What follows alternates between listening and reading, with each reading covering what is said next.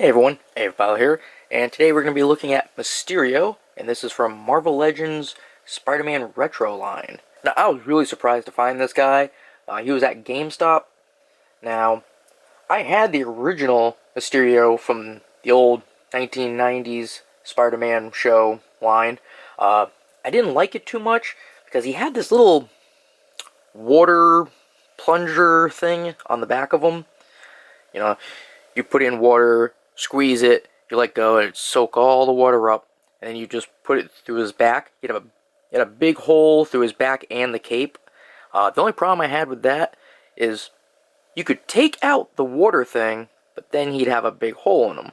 If you don't take it out, you just have this big thing sticking out the back. I never really cared for that. He has like the same picture from the original, which is awesome. The original one did not come with the smoke though. And if we turn it around, you see some other figures in the line. We got Spider-Man, Peter Parker, Green Goblin, Gwen Stacy, Daredevil, and Marvel's Electro. Now, they don't show here, but there is also Kingpin, and there's also a little bit of writing here.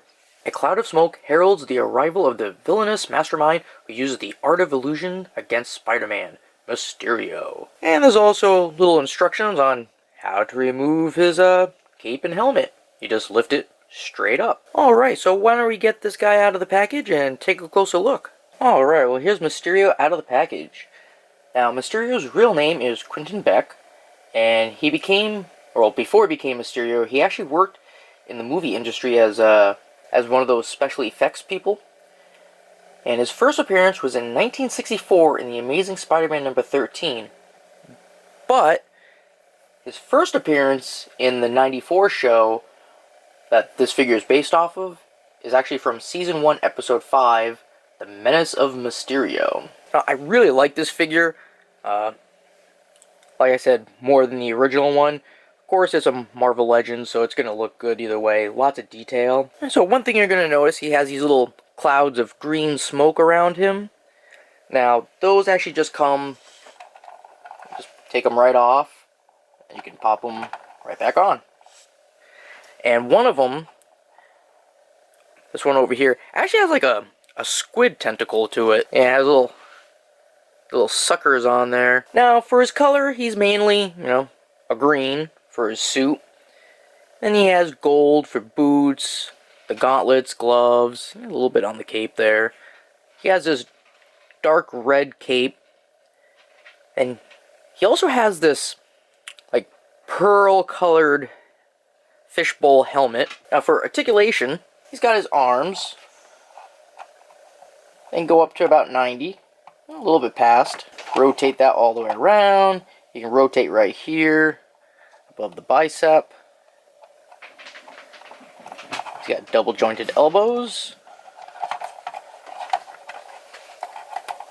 Yeah, his cape also doesn't stay on too good. And he's got his hands. Rotate that all around. Alright, and then he can also pivot his hand.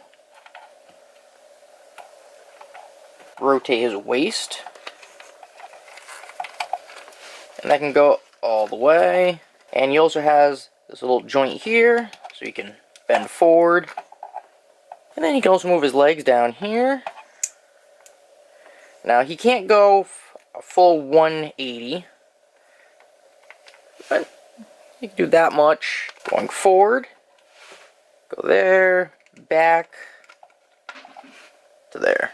And right here at his legs, you can rotate that all the way. And he also has double jointed knees. Some good bend on that. He's got his feet, well, right above his feet. He can rotate. Then the actual foot itself, you can pivot all around. And he also, if you take this off, oh look, he has a clear green head. And this can also move. Rotate it, down, up. He has nothing to, when you take the cape off, there's nothing to prevent the moving, so he is pretty good. Now, with him, if you turn him around, he has a little hole here. That's where the cape has a peg that can go into it. But it doesn't actually go in too well. I mean, it goes in. That's not a problem.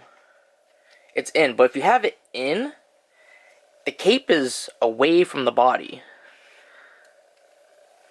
See, there's a little gap there. So, I mean, you can kind of take it out a little bit, but if you want it to be up against them in the front, it's not gonna, the peg won't go into the back, so you're gonna have to sacrifice. So yeah, let's talk a little bit more about the details. So as we saw, so his head was a translucent green, and then on his bodysuit he has these lines going crisscross all over.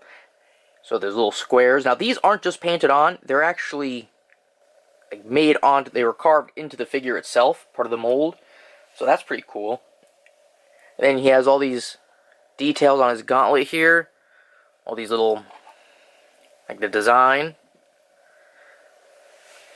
And of course on his cape he has these eyes, which he would use to shoot out different gases and stuff. And his boot, he has these little bumps right there. Now I like the cape. Take that off him. So if you look on the back, it's nice, smooth. But if you look on the inside, it has a pattern to it.